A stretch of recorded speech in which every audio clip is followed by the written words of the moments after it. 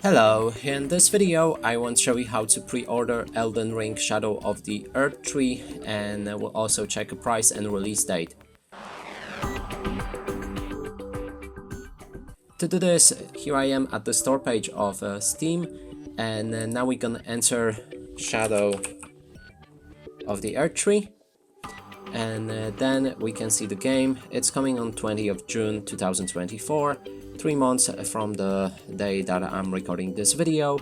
It will cost around 169 PLN, which is 39 euros. You can convert the currencies on Google if you want to see how much it will cost in your own currency.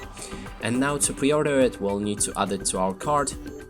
Then make sure that you have only one copy, and we can continue to payment.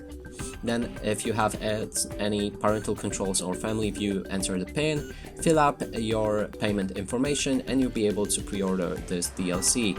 And that's it for this video. Hope you like it. Please consider subscribing to our channel, leave a like and a comment below.